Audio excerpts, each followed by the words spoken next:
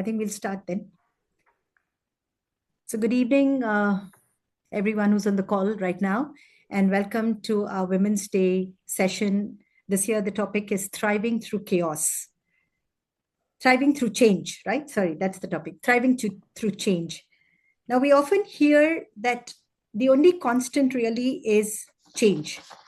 Change is the only constant. However, since I started working, and I started working 40 years ago. Okay, I'm the 20th batch, so that's 1985. And when I started working in 1985, the world looked very, very different. There was no internet as we know it today. There were no smartphones, no e-commerce, no AI quietly shaping how we live and work. Experts were defined as people who knew things or had exclusive access to information. Today, information sits at our fingertips, right? Entire industries have been created and others have disappeared. May I request everyone to put their phones on mute, please? Their systems on mute. Thank you. So entire industries have been created and others have disappeared. Along the way, we've lived through various defining global moments that have reshaped economies, careers, and organizations. Personally, I have lived through some of these, and they have really affected the way I did my work or the way I lived. The first was the liberalization in 1992, the Y2K transition, the dot-com boom and bust, and then 9/11, the 2008 financial crisis, and more recently, COVID, which basically changed how we worked. Even the everyday challenges of management have changed. When I started my career and I was in HR, we worried about how to convince employees to move to or relocate to another city. Today, we worry about how to get them back into the office. And then there are these deeper disruptions, technological shifts, automation, new business models. And these suddenly make roles, skills, and even career paths redundant. So the real question is, not just how do we survive this, but how do we thrive through this? How do we stay relevant, adaptable, and energized in the world that refuses to stand still? To explore this, we have this fantastic panel with us today, 3 remarkable women who've not just witnessed change, but have used it as a catalyst to reinvent themselves, to build new paths, and to create meaningful impact. So let's dive right into this conversation. I'd like to start by introducing the panelists. And this is a very brief introduction. I would urge all of you to go through their through their profiles, because if I actually read out everything that's there, we'd spend the entire hour doing just that. Our first panelist is Deepa. Deepa is from the 25th batch. Deepa is the founder of Magic Tours of India, a pioneering social enterprise that creates immersive travel experiences while generating livelihoods for young people from underserved communities. This started as a small initiative in 2006, but today has grown to 200 people across 27 cities, combining tourism, culture, and community empowerment. Before becoming an entrepreneur, Deepa has worked globally in the financial services technology consulting with institutions such as Citigroup and Barclays. Her work today reflects a powerful blend of business strategy, social impact, and grassroots engagement. Welcome, Deepa. Our second panelist is Neela Saldanha. She's from 30th batch. She's the executive director of YRISE, Yale Research Institute on Innovation and Scale, where she works advancing the science of scaling development interventions across the world. She's also the co-founder of Venn Advisors, which is a behavioral and social impact advisory. I can't even wrap my tongue around it, forget my brain. Her career spans experience in various consumer companies. I think you've gone through all of them, right? Unilever, Nestle, PepsiCo, Accenture. Yeah, pretty much everybody. She went and did a PhD in marketing and then set up the Center for Social and Behavioral Change at Ashoka. She's now, of course, at YRISE. Welcome, Neela. And maybe you should let other people do some role in the world, right? You seem to have done it all. But the interesting part is when I asked Neela for her profile, she wrote something really interesting. And she said that she lives in New York with her husband. a very determined daughter, and an even more determined cat. Right. So, welcome, Neela. We'd love to hear your thoughts on this topic. Our final panelist is Rini Dutta. Rini heads fundraising, partnerships, impact measurement, and communication at Will Grow, which is one of India's leading social enterprise incubators. She brings a rich blend of corporate leadership and entrepreneurial experience, having previously held senior marketing roles at Titan, Barista, and Levers. Rini has also co-founded ventures and advised startups through her consulting firm, Centric Brand Advisors. Her work today focuses on connecting capital, storytelling, and partnerships to help innovative social enterprises scale their impact. So welcome, Rini. In fact, welcome all the panelists. I'm looking forward to talking to all of you. I think you people have done some fantastic work. Rini, I'm coming to you for advice. Rini, right? She's very interesting. I've already booked her, and you can stand in queue. Okay, so maybe we can start with you, Rini. I'd like to, in fact, this question meant for all of you, but I just said we'll start with you, Rini, since both Deepa and I want to talk to you about what how you got to where you did. Can you all recall a moment when things felt genuinely unstable, professionally or personally? And, how did you feel and how did you cope with it? Rini, would you like to start? Yeah, sure. So actually, I would say two instances which happened in my life. The first one was when I was 15. My dad fell very ill, and I became his caregiver. So my life changed pretty dramatically. We recovered, but there were 5 or 6 very difficult years for me. So I became very pragmatic, I would say, in retrospect. I was heavily traumatized, of course, but more than that, I would say that I became quite pragmatic in the sense that I wanted to do art and stuff like that. And I realized that maybe that would not really be a fruitful career. And so, quite young, I became a little pragmatic. And I would say that I became very I accepted stuff and sort of moved on. And caregiving has been a recurring um, sort of river in my life because I had my son quite late. I mean, of course, he recovered. I went to IIM, I did the usual stuff. But later on, when I was in the middle of my career and I had these great dreams for myself, I had a baby at 36 and he was not too healthy. And I had to take a step back. And I entered my so-called nightingale years where I ended up looking after my son, my mother, and my father. So I would say that in both cases, change happened, but not from inside. I wouldn't say I wanted to grow and thrive and become a strong woman. I didn't want to be a strong, independent woman. I would have been quite happy being a dilettante. But I think those things happened in my life, and I would say they were very big moments in my life in both cases, and it forced me to make changes. And the first I made was I became pragmatic, and I joined an IIM. I went to SRCC, and I went to IIM. I became very serious about my career, and I started working. And when my son had health problems, I became pragmatic, and I realized I could not have a full-time job, and I left my full-time job and I set up my own firm. So I would say in both cases, they are just two instances, and I think they're quite common for many women actually, where you become the caregiver. And I ended up, I would say, a lot of things changed in my life because I had certain roles and responsibilities which I took up, and they put me on a different path. So if you ask me, and I think Sudha, sometimes as Sudha and I were talking, she said sometimes change comes from outside and sometimes change comes from within. But when you got to change, you got to change. So I think, yeah, those would be instances. And I never thought of them as seminal moments in my life. But after talking to Sudha, I realized, yeah, maybe they put me in certain trajectories. And I would say that. Lovely. Thank you.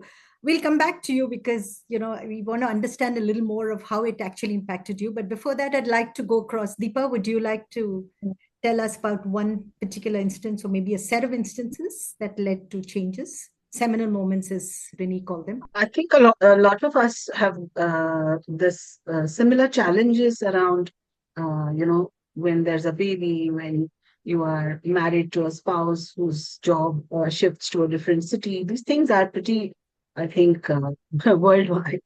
But so I will talk about two things. One, when I chose to start a business, that is, I had this regular consulting income, and then I decided one day to chuck it up and to get into responsible, or I would say community-based tourism. And that was a big thing. And so that was really a major change in my life. And it required a complete rethink of all the things that I valued until then. That was the big thing. Um, Before that, like all good Tamil girls, I I valued, that education, that income, that branding, all of that stuff that all of us go through. And then at a certain point, and I think I was 36 years old at that time, I I remember, yeah, I was on a British Airways flight and they had upgraded me to first. So I was swishing champagne and I felt that, is this it? This is the topmost experience. I mean, there's no meaning in this. And so literally, X number of miles above in the sky, I felt a sense that I need to change my life. And then I started a business. So that's the first one. And there's a lot of internal change that happens at that time. We can talk about that later. And then the second one was when that business, which I had built, it's now 20 years ago. Um, about when it was about 15 years old, and it was my mainstay. That business shut down overnight during COVID. So that's the other one. In between, I had started the business, and then once the business grew to a certain size, then I also took charge of a nonprofit, of running a nonprofit. I started a teaching career. So I was doing a lot of other things. I do a lot of work in rural water management, and my tourism business was the engine that funded all that. So I had a huge, number of people that were somewhat dependent on me, and not just my staff, because we recruited from low income groups. So my own team, plus also all these other projects that I was running, all of it came to a shuddering halt, and no money. So that was COVID. So these are the two examples, and that required a completely different mindset to deal with that. Mainly because these crises, no, Sudha, they don't come at a moment. With COVID, for example, as time went past, it deepened, and the load became heavier and heavier and heavier. And there is something very unique about a crisis that stretches. It pulls you, It Yeah. pulls you for an extended period of time. So we can talk about that later. So I'll just hand over to Neela. Thank you. Neela? Yeah, so listening to Deepa and Rini speak, I do have to say my story is very trivial, but it happened a couple of years ago where we moved to New York from DC because my husband took up a new job at a startup, early stage startup. He's my batchmate at IMC. Neither of us had worked well, I had done a little bit more than he had, but he'd always worked in big corporate. So very exciting. And about 6 months into the startup, and moving back was rocky. We had to put our daughter into a new school. I think it was her 5th school in like 8 years. So we're just kind of settling down. And then I think at that time it was 2022, the VCs got a bit spooked here. So they stopped sort of funding, or they paused on all funding. And so suddenly the startup went from being extremely well funded to we're not going to really write you that check that we promised we'd write you. So after some time, he decided that, like, look, I don't have a role here. And then he and the CEO spoke, and he decided to exit the startup. And I say it's trivial because there was no way we were going bankrupt. I mean, yes, he wasn't going to have an income, but he had good severance, etc., etc. But for me, it was the most chaos I had felt in a long time. And I was working, by the way, at that point. It was the most chaos because it was just this, and maybe Deepa, you can associate with that. It was just this lovely income, which wasn't, the tap was shut off for now, right? And now some drops of, water are coming instead of that nice, flowing, abundant tap that comes from nice, corporate salaries. I do want to say, and I want to make it clear that there is no redeeming story here. I mean, I did not thrive in this change. It taught me a lot about, it really did humble me, and not in that LinkedIn way, that I did not deal with it very well, in the sense of, I think I had like a huge moment of panic. I cancelled vacations we had planned and paid for, by the way, so completely irrational reaction, just because I had to prove that we must suffer because, what is this? And I tortured my poor husband and child with my anxiety for I think 6 months. So there is sometimes change comes and, you don't behave very well. I think what ended up happening, a couple of things. I think one is that time. So to all those who are sort of facing change, I think many times, the change sometimes just gets better with time. Sometimes it doesn't. And that's my second point. But in this case, yes, it did. My husband very, very quickly actually got full-time consulting work with his old organization, which paid just as much as his old job. And we were back to it. But so time and then I began to see some of the benefits of this kind of flexible life. And I think the second part is, so I don't know, maybe I'll get into the parenting hall of shame, but when my daughter was very little and she used to cry and throw a tantrum, I would say, is this a tragedy or an inconvenience? And then she would stop crying. She was 4 years, and she'd stare at me and say, it's an inconvenience, and she would stop crying. Okay. But I think the point of this is that some changes are real tragedies. And, those are really hard. And some changes like this are actually inconveniences which we blow up into tragedies. So, I just want to say that this was a case where I was blowing up something that actually wasn't as unstable. And so we should step back. And a final lesson, actually, this one I'm a little proud of myself. So before we took this on, because this wasn't a change foisted on us, this was a change that we decided to make, that he would take up this job. We ran through different scenarios of what's the probability, you'll become a billionaire, but also what's the probability that this thing will fold, right? So all the scenarios. And the reason for this I'm saying is because you have to distinguish a bad decision from a bad outcome. Like you can make a very good decision and still, by the laws of probability, sometimes the outcome will not be great. And it saved us a lot of self-blame and regret that, we made a terrible decision, because every time I looked at that suddenly your voice has gone down for me. Is it true for sorry, everyone? can you hear me? Me? No, I can hear you, but the volume went down. So I was just saying that sometimes you make a good decision, but the laws of probability are that you don't have a good outcome. And you need to distinguish that, because on top of all that change and chaos, you'll drive yourself nuts just by sort of self-blame and regret. So that's the one thing we didn't do. I still think it was a very good decision. It just didn't end up with the outcome that we wanted. So that's my story of change.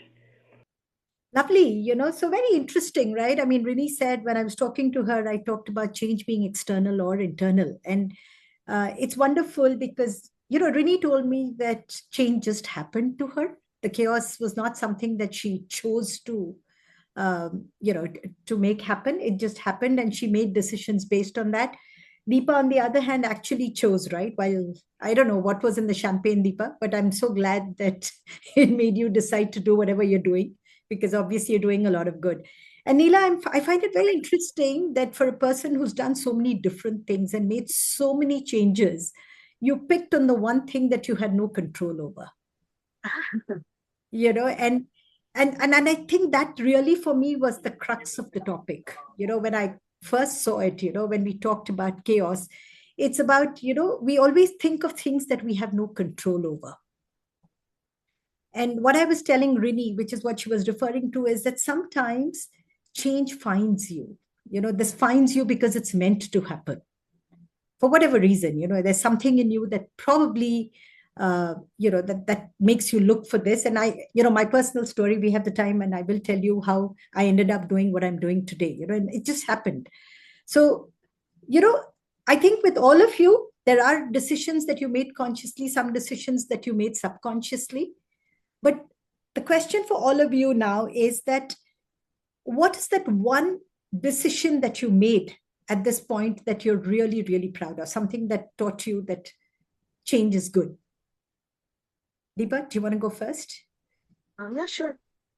For me, it's been this new journey after COVID and just coming out of that crisis. It taught me a lot.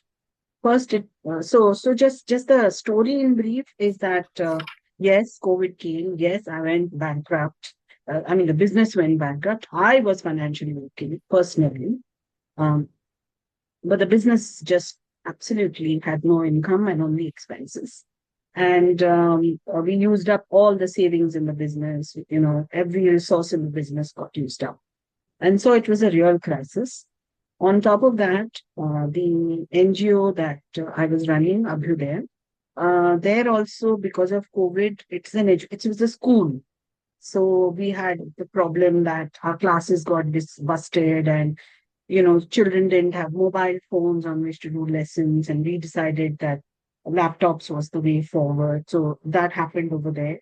Then in the village where I was doing water management, that period, you know, that post-harvest, you know, March, April, May, and all that, that is when the men migrate, looking for work in the cities because there is no other income. And the migrations could not happen. So they were stuck and no money and no food and that kind of situation.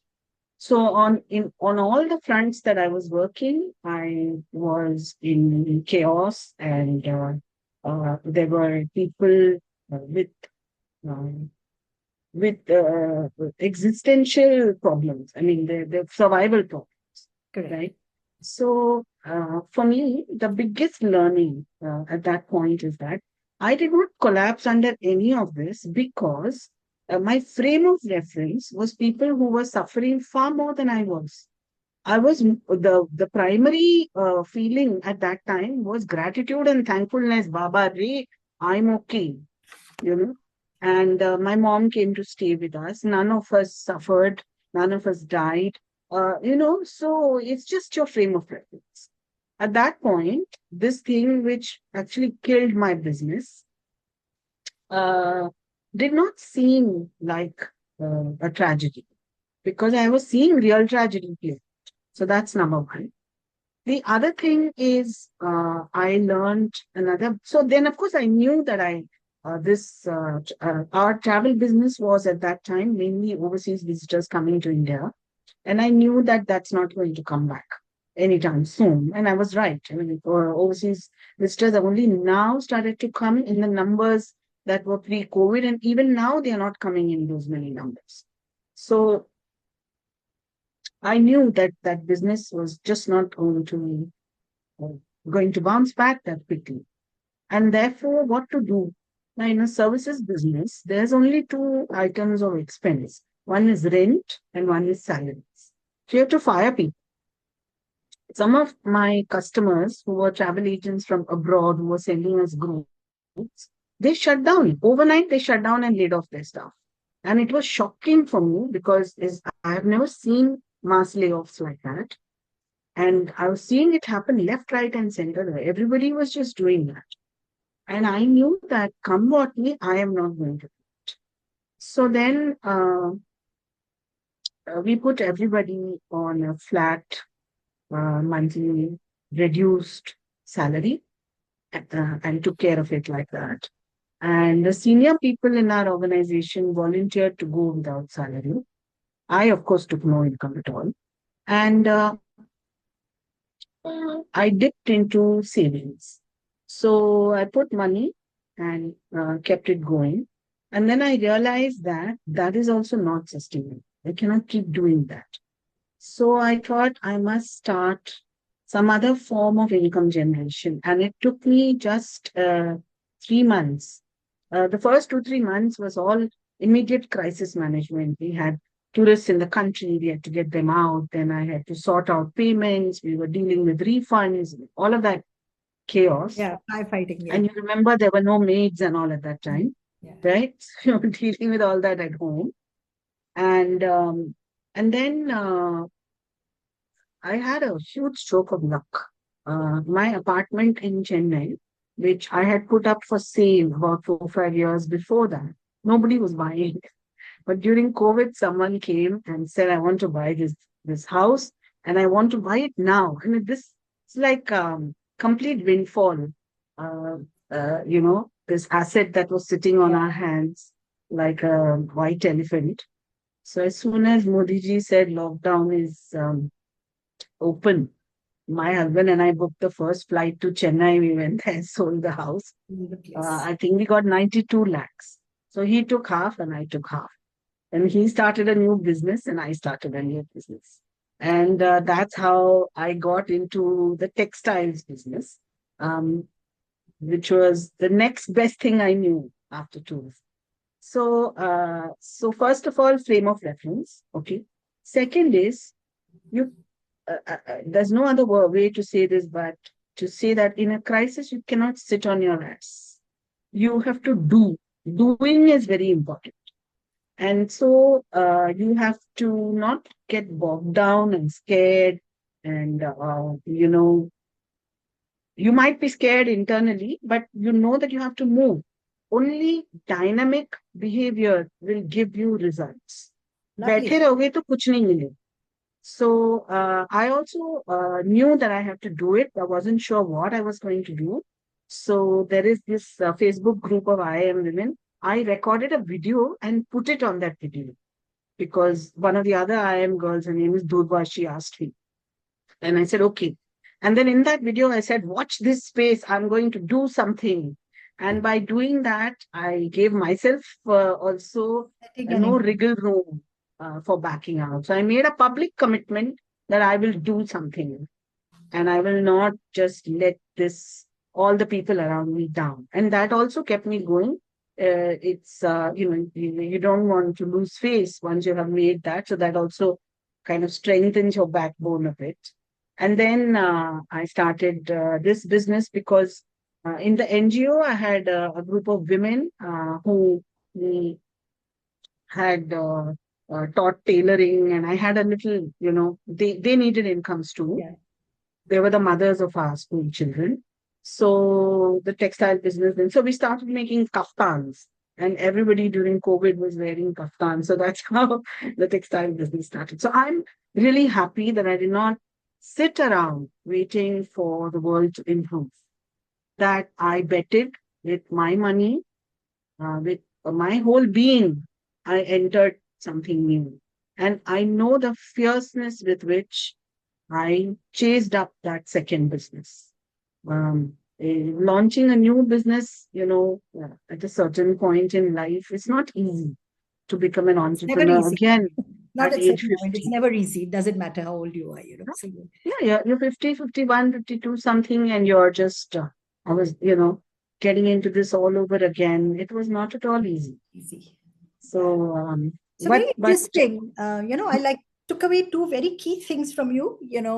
I think I love this, tragedy is relative. And, it seems simplistic, but the truth is that when you see that more people, people around you are worse off, it makes your thing seems trivial. I think I like that perspective. And, the fact that you said, look, you can't just sit on your backside and say, wait for things to happen. So, go out there, do something, do whatever. And just setting that intent and announcing it publicly was the first step towards doing it. And I love that perspective. But I think the key for me here was that, look, what was a threat to your business, which is, the closure of the business, the refunds happening, going bankrupt, the business going bankrupt, etc., actually opened up two opportunities for you, right? People were buying real estate because they were working from home. And that's how the house got sold. And there was one more point you made, which for some reason I didn't note down, but, which again was an opportunity that came. Oh, people were wearing kaftans. Okay. So, we were all sitting getting things that looked okay on Zoom, right? So as long as we didn't have to get up. So these were the... I want to say one more thing. Okay. Yeah. Sorry. Go ahead. Sorry, Ivo. Go ahead. No, I want to say one more thing. A big learning that I got was that in a period of crisis, Your social capital is the most important thing you have. The people who came to my help were my friends, my batchmates, my family, the people around me who Yeah. supported my infant business, who bought my stuff. They were people I knew. They were Facebook friends. And I realized that over the past whatever number of years, I had built up some sort of goodwill, some sort of social capital where people trusted me. And that's why this new business did not struggle as much as a normal new business. Lovely. Thank you. So, Neela, um, you know, we all tend to kind of, behavioral science tells us that humans default to loss aversion. So, how have you overridden that? Because you talked about, how you felt when your husband Right. was, lost his job, whatever. Yeah. So first, I want to say that getting a PhD in, what is essentially behavioral science does not mean that you will not fall subject to the same biases. It's very different to learn something and to do it. But yeah, so loss aversion, for those of you who are not aware, is this idea that, losses loom larger than gains. We sort of feel more negative emotions at a certain loss than a gain of equal magnitude. Then we would feel pleasure for a gain of equal magnitude. So we're very sensitive to that. But a really interesting point about loss aversion is this, which is often not discussed, and I'll tell you how it relates to my life, which is that in the domain of gains, okay, so if I were to say, you're going to, you have a small chance to gain this thing or you could lose this amount, we are risk seeking, which means we'd rather take the sure gain. So I'll give you, a lakh today, or you could like play this game of dice and, maybe earn 2 lakhs at 50%, but like nothing. I'll take the lakh most of the time. Like some people are not, but most of us are risk averse. But the interesting thing is in the domain of losses, we are risk seeking. So what that means is that if I were to say, okay, you have a sure chance of a loss, okay, I'm just going to take a lakh from you, versus you have a chance to roll the dice and maybe you will lose all this, but maybe you will gain something. In that case, most people choose the gamble. Okay, so that is the point about loss aversion that we often don't realize, because I hate losses.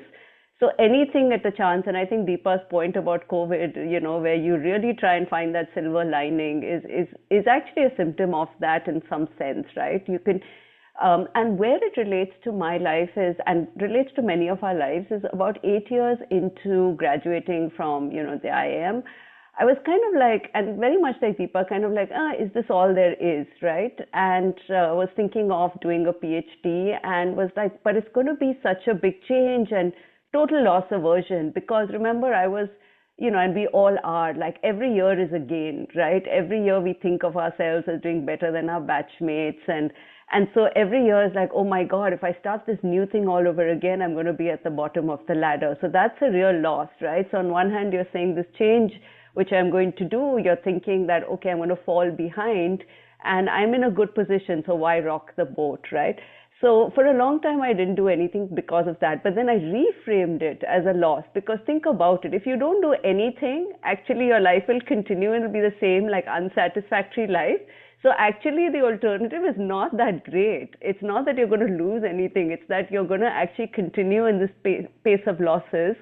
And actually, if you take up this new thing, there's a possibility you might gain something from it. So I think it's like, for all of us who are kind of, and every time I have to remind myself of that, right? The more you advance, the more you sort of are happy, you gain something in your life, the less you want to lose it. But actually, if you're not satisfied, it is a loss. It's not, you're thinking about the gain as an imaginary gain. It's not. It's like, so that really sort of, I was instinctively made me realize that if I don't do anything when I'm 36, I will still have this sort of unsatisfactory life. If I do something, maybe I'll have this unsatisfactory life, but at least I will know that I tried the PhD and it didn't work for me. And at the best, I'll get a PhD. So what's not to lose? And I think that got me in and sustained me through sort of quite a period of turmoil and change there. Wow. I liked the explanation. Okay. And I think I'm going to use it. Okay. So I'm going to borrow it from you and use it. But, so just to kind of, like give you an example of how this worked for me, I mean, I was running this firm and we were doing reasonably well and stuff. And then I really wanted to work in sports. Okay. And I had no background. Okay. Zero. But that's what I wanted to do. And so it meant starting at the bottom, going back to what you were saying. And, so the argument, so I teach people how to have conversations with your ego. Okay. So this is one of those conversations I had with mine, where I said, okay, what do I need money for? I mean, you have basics and stuff. So let's assume that gets taken. Or my husband exited a couple of companies. So we were, we had enough. But, the part is that, look, if I had more money, then I would buy tickets and go watch the World Cup. I'd watch Wimbledon. I'd watch, all of those things, So that's what I was going to have to give up if I stopped earning, and I went in. And I said, look, I have the option of earning money, going and watching that, or I have the option of going out there and working with some of these guys. So I don't work with Federer and Nadal, but I work with Gopichand, and I work with Prakash Padukone, I work with Abhinav Bindra. And, so I didn't need the money anymore because anyway, I was living that life. So, when you talk about loss aversion here, see, monetarily I lost, and I now can't go buy that Wimbledon ticket and watch the match. I still watch World Cup football, but, but I still gained. Sorry. Yeah, go ahead, Neela. No, I was going to say, and there's an important point that Deepa brought out, which is that, so all of this stuff is, remember we're talking about gains and losses. So it's gains and losses from a reference point. And I think that's really important. And that reference point is not set in stone. That reference point is actually our perception of what that reference point is. So I think a lot of this is just stepping back and saying, wait a minute, what's my reference point from which I'm coding this as a loss or a gain? And if you step back and say this is an actual rational point. Yeah, go ahead, Deepa. Earlier, when I used to, people would say, please introduce yourself. And I would just introduce myself saying that, I'm from a family of teachers, blah, blah, blah, not much income, all this kind of stuff.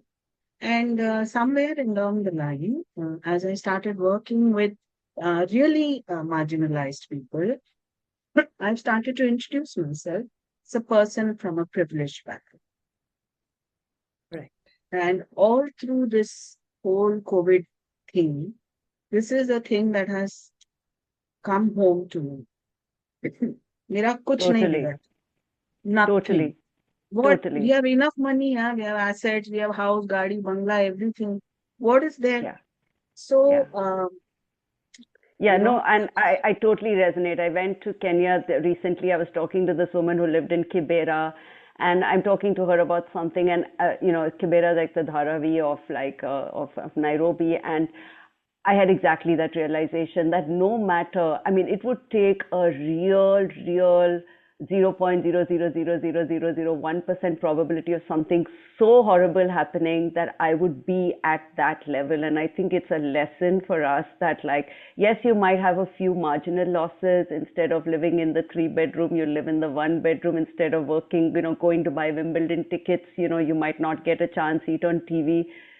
But like, at least those of us who have got this, the education from an IM or for any other business school, you're never going to be at that level, right? I mean, your reference point itself is at a completely different level, your starting point. And I think that just helps to keep sane in the middle of, instead of coding every chaos or change as this huge tragedy, to put it into perspective. Yeah. So, and Neela, even if we don't look at the people at the very bottom of this income pyramid and so on and so forth, one needs to have some perspective around who am I keeping in my reference frame. It's my choice, right?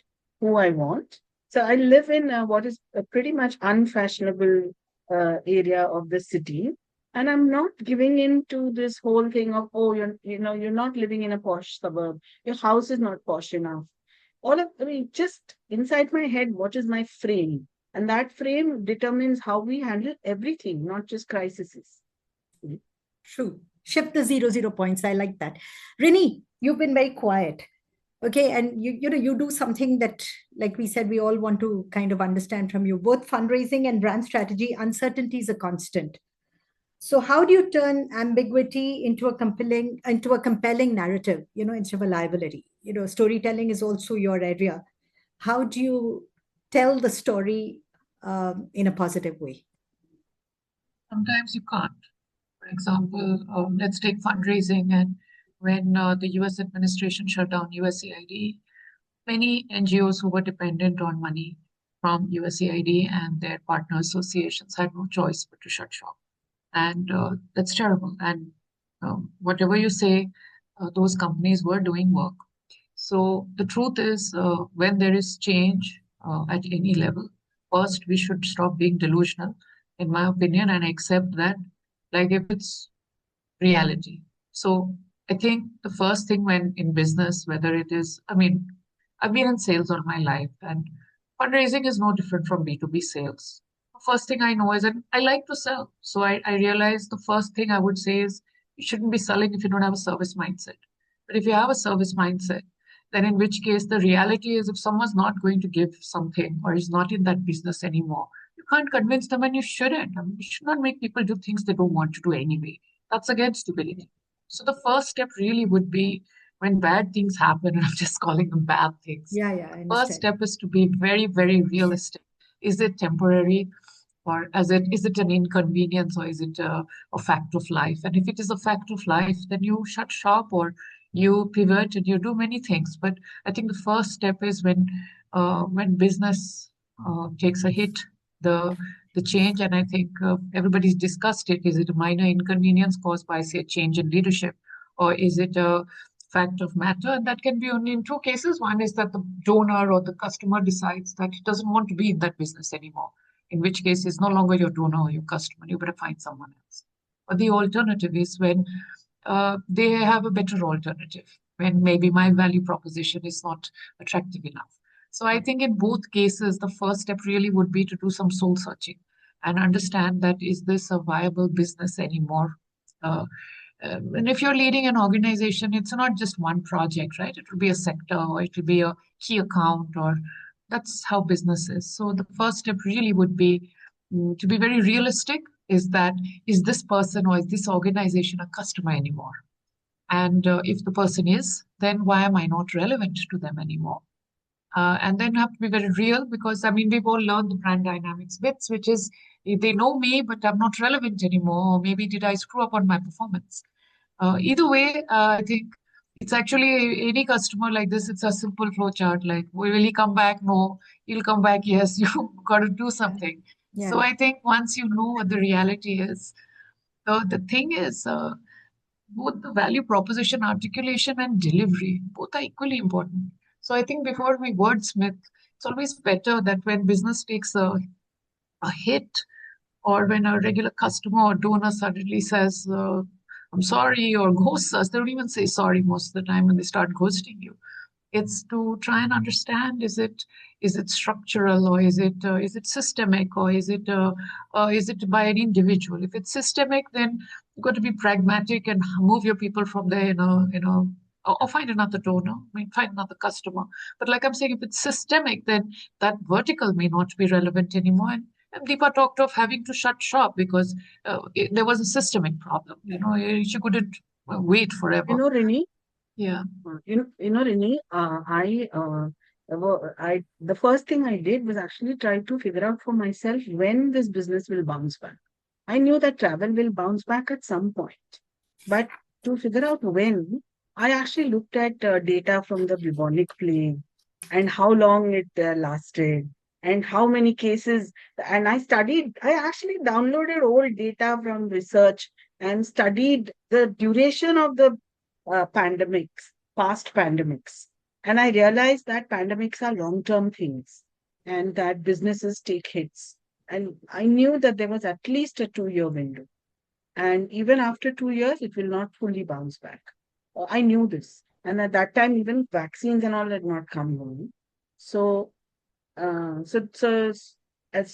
I knew that this is just not going to work.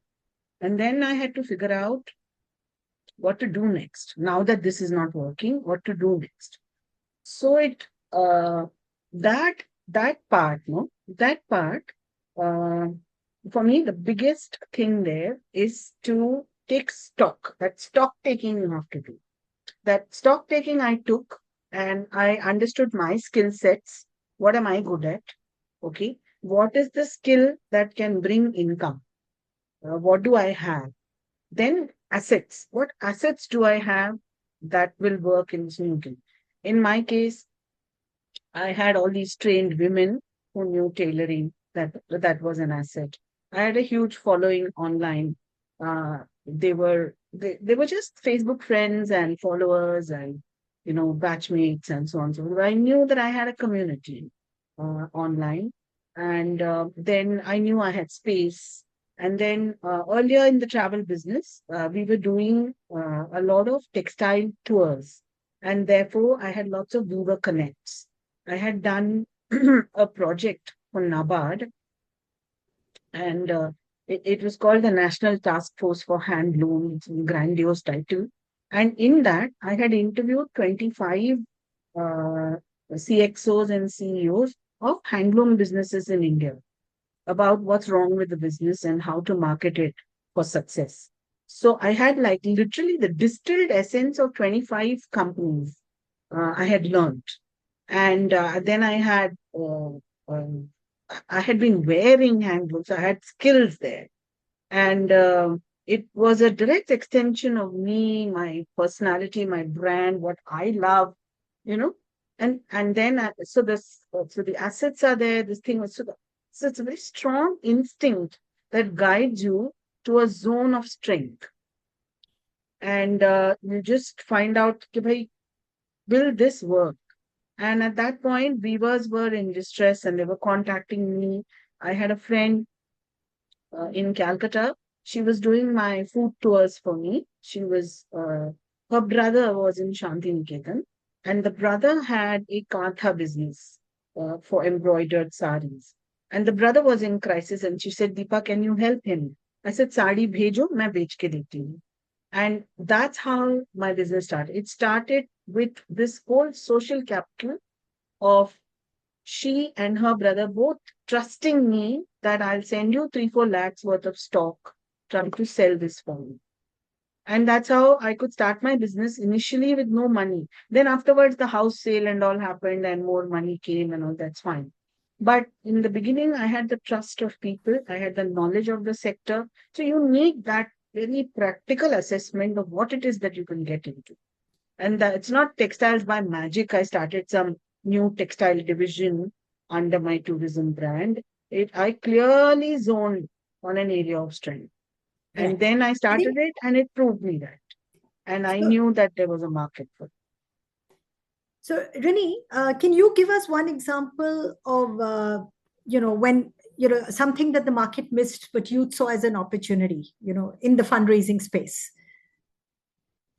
Let's look at water or, social enterprises. There are a lot of enterprises which have water technology. Lots of enterprises. And lots of people try to raise funds. We run programs, right? So at that time, this is pretty much when healthcare funding shut shop, and we realized that we need to do something which is embedded in government policy in many ways.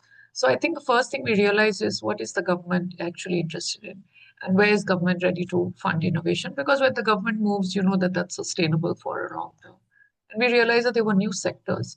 So I would say the first thing would be we identified certain sectors where there is a need from the government for support. I'm not saying government doesn't give us money here, not necessarily, but there is a real, genuine need for innovation to be embedded in municipal corporations. This is a technical subject, but the truth is, India has a lot of money which it spends on upgrading infrastructure, but it doesn't have money for innovation. So if you want a digital dashboard, the municipal corporation who actually has to spend the money doesn't have the time, manpower, the bandwidth to actually do it. So let's say Mumbai metropolitan area would have, say, a 4,000 crore budget for waste, but only 300 crores is for innovation. So there are specific areas where there is a need for it. So I would say the first step which we did was we identified certain sectors where there is a genuine need for innovation, because I work in an organization which promotes innovative solutions. So that was the first. And so we narrowed down to some. I'm just taking water as an example. So first we identify where there is genuine need. Then I reviewed the work done by our competitors. I'm calling them competitors loosely, but Yes, right. they're also competitors. And we realized that nobody had a very structured program, because structured program very difficult to deliver. So after much soul searching, we decided that We want to deliver impact at scale by embedding these innovations in government bodies and working in municipal corporation. There is no policy here. There is literally chasing people like BWSSB and I mean, we have to work with the municipal commissioner, not them, their engineers, to embed innovation with them. So yeah, so that was a very big step that we took. My organization supported me. I built a team, and we were able to raise a huge amount of funds because we were doing something that was a need of the hour, which is identify technologies which have been proven in pilots, use philanthropic money to run pilots at a bigger scale within government bodies. So government bodies understood that these will actually solve systemic problems and then found greater acceptance for these solutions with the government. Uh, what I'm trying to say is it's very difficult to do something without very realistic need assessment. And secondly, when you're working in an organization, you should never follow your passion because I'm passionate about something, but the organization isn't. Because ultimately, you need to carry your organization along. So I don't take my own passions that seriously. So I basically look at where there is a genuine need, where I have a solution that can actually solve that need, and then build a product and raise funding around it. So it's not very difficult. It's just that if you know exactly what there is a real large enough need for, and we can deliver that, which is operationally, then you build a product around it. A bunch of services become a product. And raising funds is then not a problem. After the first project, which is with, as you said, social capital, in my case, it was a kindly donor. A couple of kindly donors were like, "ठीक है, तू कर ले." And we curled and we worked really hard. And when the results came out, uh, I would say, so if to answer your question, when healthcare decided to say no, we really decided where can we get money from Indian donors and Indian CSR and stop our dependence on international funds. And Indian CSR want to address Indian problems. What is India actually struggling with? Water, many other things, but water. So it began by understanding who is the person I am going to raise funds from, the Indian donor, the Indian CSR. What are they really looking at, certain areas, and in which area can we provide a differentiated solution and build a product around it and actually raise funds for it. And honestly, it's a very rewarding feeling. So yeah. That's beautiful, and I think, it's also true that when you use technology to create scale, then it's more appealing to a lot of corporates, because, they're also measuring impact by numbers, right? So I think that's a great story. Okay, so Neela, I think we're almost out of time, and I could go on for another hour with you people because there's just so much I'm learning. Is chaos a threat multiplier or an opportunity accelerator? I don't know. I think chaos is just chaos. It's what you make of it. So can we both, I guess. What would, Deepa, now that you've been through so much change, if change happened or chaos happened, what are the 3 top things that you would do? Quick. This is right fire. now, chaos is a constant in my life. Every day I make decisions about where to put my money and where not to put my money. Okay, so for me, it's a constant, and the thing I have learned is trust my instinct. I have an instinct for some businesses and some things, and I should just go with that. And finally, you're betting, right? So वो पत्ता कहाँ डालना है? That patta is your money. And you look at data, but finally it's your gut. Rini, if everything collapsed around you tomorrow, what is the one leadership capability that you would depend on? I like to center myself. I spend a lot of time centering myself. Centering yourself. Okay. Yes, I think if I don't, I'm quite capable of imploding and exploding. So I like to center myself, and that's very difficult in chaos. So that's my number one. Wonderful. Would you all like to add to that? What is the one top thing that I think Deepa's told us, Neela? What would your top thing be? Other people. I think that, you can't survive chaos by yourself. It takes a village, it takes community. And I think don't try and do it yourself. Wonderful. I think we're almost out of time. Are there any questions from the participants? Can we take some?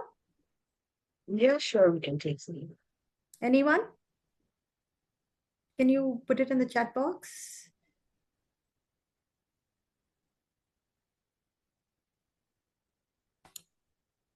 I don't see anything here. I think one of the things I wanted to say, while if any questions are coming or not, is that for me, the biggest asset was my team. I was surprised by how much strength they gave me. I thought that I'll be supporting them, but no, they supported me. And it's amazing because coming from very challenged backgrounds also, they were very strong. And that was a big learning for me. Okay, we have a question here from Malini. What do you do with fear and what brings you courage? I hide it, Malini. Fake it Yeah. until you make it. I just hide the True. hell out of it. Because as an entrepreneur, where can you afford to show fear? You can't. And people only look at the exterior, right? So the exterior has to be always bold and brave. It may Yeah, be I just quaking. I want to and I make a just want comment. Neela? I Yeah, just I want to just make a a quick point to that. Sorry, Geeta, just a quick point to what Deepa said is that, our CVs might look very polished to an outsider. Sometimes people say, oh, you work at Yale and, you've done this PhD for Wharton, etc. I just want to say chaos exists everywhere. I've just had a project I worked on for 3 years, not going anywhere. And I'm talking about like economists trained at Yale and Harvard and Michigan who can't figure out, how to take that project forward. And it is what it is. And when you see someone, you think, oh, you guys certainly have it together. And I hearing Deepa and Rini, I feel, oh my God, they have their life together. What am I doing? Chaos exists everywhere. That's the only point I do want to make. Like, when you see like these polished profiles on LinkedIn or people's experiences, everybody is like just making their way through. So Vijay Karthi says, amazing stories. You ladies make us proud. Keep rocking. Geeta, you have a question? Yeah, no, I have a comment. I just want to say these amazing women really inspire me at my age, because when you're pushed to the wall, how you react and how you cope is what it's all about. And I must say that I love Deepa's magic room. I mean, I must say the way you communicate authenticity. I'd believe you anything that you say about the, saris that you exhibit and you put on, and they just sparkle with, such, what should I say, such trust, so truthful kind of a thing. You have that image. So keep it up. Thank you. That's really fantastic. I would like to buy all your saris, but I don't. Oh, thank you so much. Thank you. Second Please that. do. I'll have to Second go that. to She has some another. amazing. And I'll have to dresses take. as well. I'll have to Dresses as take. well. I bought Yep, some. yeah, but I don't wear dresses. But Oh, then there's a I'll have good to take a question room in the Sudha's house, the big house in Gulmohar Park. Oh. Okay. And There's one more Rini Neela question. has a question. Rini and Very Neela, you're nice just one. fantastic. How you There's behave, because I didn't have that opportunity. So There's one more question. Is there anything that you have unlearned? I think it's a good question. That's why I wanted to ask you. What's the one thing you had to unlearn, when in your lives? Because all of you have talked about changes. That's such a tough one. How can you ask such tough questions, Rupa? She's my sister. I didn't. Rupa Satish No, asked. So that's my sister. I stuck to the questions I'd sent you all. So this is coming from the audience. Okay. So, I know. It's my sister. This oh, Rupa okay. Satish is my sister. She has to put you in a spot, right? No, but Neela, would you like to go first? I think I think I'm still in the process of doing that. I think when I joined IIM, there was such a template for success that I still struggle with it. That success means X, and that many of my classmates are huge CEOs, etc. And I think you have to sort of unlearn that if you want to actually make any change. Because I talked about loss aversion, and that template very strongly discourages any changes from that path, right? Because at every step, if you do that, you're falling behind. You're not going to get to that final destination. So I do think that's something I've had to unlearn, which is what is my definition of success, and how would I, and Deepa spoke about it, what is some of those things, the status symbols that you are like, I'm actually just doing this for the status versus actually what I really want to do. It's a process. I don't think there's specific, I would say, okay, I've actually I can't even say I'm 80% of the way there. Every day is a struggle to unlearn that template that, I don't know, just was so strongly drilled into me. Wonderful. Rini, one thing you had to unlearn? I had to learn to give up. it is very difficult for me to ever say that I have failed. But I have learned to say, I suck at it, I fail, and to stop trying to do things which are not for me. Wonderful. So, Deepa, do you want to answer the question for your sister? You can answer it for me. No, I feel like I'm constantly learning. So what have I unlearned? Because I erase all the old stuff, I keep piling on new things and creating like improved knowledge in how to deal with people, places. One major lesson I have learned, and I'm trying to do that, is not to allow people to make a sucker out of you. And I have too much. I've been suckered, okay, multiple times. Because of treating the whole world as a very nice, sweet place. And I don't want to have a jaundiced view of the world. I like to think of the world as a good place.